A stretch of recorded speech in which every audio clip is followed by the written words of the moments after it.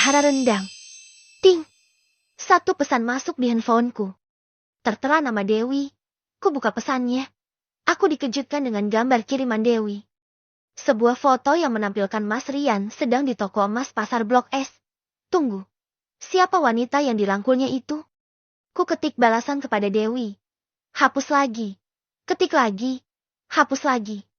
Berulang-ulang ku lakukan. Hingga ku putuskan menekan logo panggil pada aplikasi hijau di ponselku. Tak berapa lama terhubung dengan Dewi. Dewi, maksud kamu apa? Lah, kamu gak lihat tuh di foto? Tuh lakimu lagi di toko perhiasan sama cewek. Mosok sih, wih? Kandani kok. Dibilangin kok. Sek, bentar. Lantas Dewi beralih pada mode video call. Meski dari arah kejauhan, nampak jelas Mas Rian di depan toko perhiasan itu. Hanya saja aku tak dapat mendengar apa yang Mas Rian katakan. Nampak gamblang pula Mas Rian merangkul wanita itu, dan sesekali ia menggodanya. Pai, jelas teh. Ora hoax. Gimana? Jelas kan? Enggak hoax. Jelas sih, jelas saat merangkul pundaknya. Tapi tak kelas wajah wanita itu seperti apa. Ku remas dadaku dengan kuat. Perasaanku hancur. Aku lurus seketika. Di sini aku setia. Bertahan berjuang bersamamu mengarungi bahtera rumah tangga ini. Dan kamu di sana seenaknya mendua. Enak banget, Mas. Duh, Mas. Bisa-bisanya kamu selingkuh. Istri satu aja kamu sering ajak susah. Ah, kamu Mas. Kere aja belagu. Tunggu aja pembalasanku, Mas. Astaga, rumah kok kayak kapal pecah begini. Suara cempreng mertuaku itu terdengar merdu. Bertambah sudah luka hatiku semakin menganga. Ibu mertua kemudian berlalu ke dapur. Mengambil sapu dan menyapu ruang tamu. Meskipun kadang mertuaku itu mulutnya lebih pedas dari sambal. Sebenarnya dia juga baik. Ibu sering membantuku membersihkan rumah walau dengan ngomel. Marah-marah dengan meletakkan perabotan dengan kasar. Dulu aku hampir tiap hari menangis karena ucapan pedasnya. Tapi kini sudah tahu rasanya. Masak apa, Rin? Belum masak. Bu. Loh, sudah jam berapa ini? Jam 11. Bu. Haduh, perempuan kok jam segini belum masak toh, Rin? Kamu seharian ngapain aja? Klek. Ngapain aja dia bilang. Astaga, dia pikir aku seharian tidur. Mainan berserakan itu aku sudah membersihkannya kesekian kali. Aku sudah mengantisipasi agar tak kena omelannya. Pas bersih dia enggak datang. Pas berantakan dia datang. Sembuh. Nasib. Terus, ngapain bengong aja? Sana masak. Keburu Rian pulang. Nanti mau makan sama apa dia? Tapi, ini Klorin minta gendong terus. Buk. Halah, Wesiin itu cucuku. Ibu mertua mengambil dari gendonganku. Aku mulai aksiku memotongi daging. Gerakanku terhenti saat teringat uang pemberian Mas Rian. Enak aja dia mau makan enak. Ngasih duit aja cuma 100.000. Buat seminggu pula. Gumamku. Ku masukkan kembali daging ke dalam baskom. Ku titipkan kembali ke kulkas bulikulan. Ku ambil sebutir telur dan menggorengnya. Tak lupa kecap manis sebagai pelengkap makan nasi sudah kuhidangkan ke meja. Usai. Ku langkahkan kakiku menuju rumah Bude Patmi. Di sana anak-anakku bersama neneknya. Arin jam segini belum masak. Heran aku. Ngapain aja seharian dia tuh jam segini belum masak. Rumah juga dibiarin berantakan. Langkahku terhenti dengan ucapannya barusan yang bagai belati. Lawong anaknya banyak kok yuk. Ya wajar teh. Sambung Bude Patmi menanggapi. Halah, menek tokwei aizen iku. Arin halah, punya anak saja itu bisanya Arin. Celep. Tusukan belati itu semakin dalam. Menghunus tepat pada jantung sebelah kiri. Sakit. Jika boleh dikata, aku juga tak ingin punya banyak anak.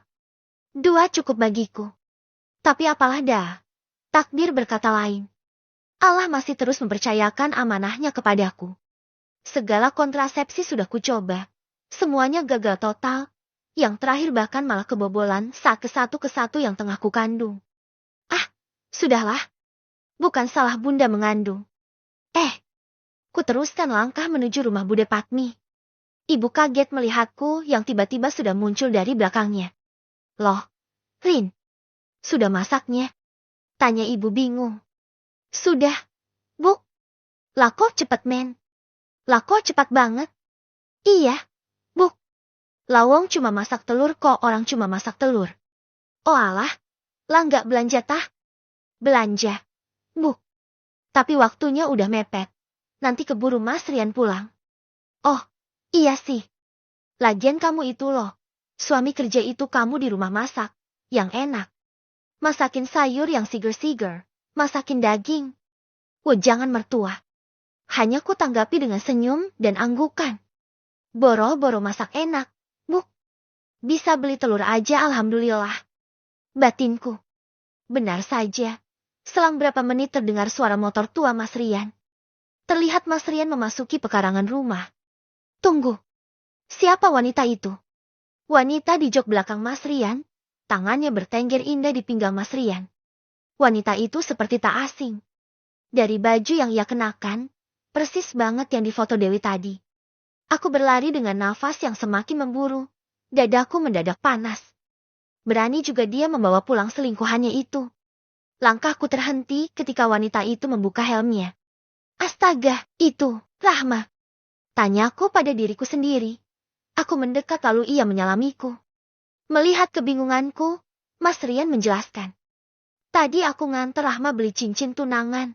Calonnya lagi nggak bisa nganterin, karena masih di luar kota. Oh, jawabku beroria. Sungguh, aku menertawakan kebodohanku sendiri. Jeti, wanita yang bersama Mas Rian di toko perhiasan tadi, adalah Rahma. Adik kandungnya sendiri. Aku benar-benar merasa bodoh. Air mataku terbuang sia-sia. Dasar Dewi, hoax mulu kerjaannya. Aku mengenal Mas Rian sudah 8 tahun lamanya. Sifat minusnya memang pelit itu. Tapi untuk kesetiaan, dia tetap paling utama. Rin, nanti masakin rendang ya. Apa Mas? Rendang? Duitnya mana? Lah, yang kemarin habis. Gusti, duit 100.000 dapat apa? Bisa-bisanya ditanyain. Minta rendang pula. Batinku. Okelah Mas. Jawabku kemudian. Dengan semangat 45 aku menuju dapur kesayangan. Menyiapkan apa yang suami tercinta inginkan.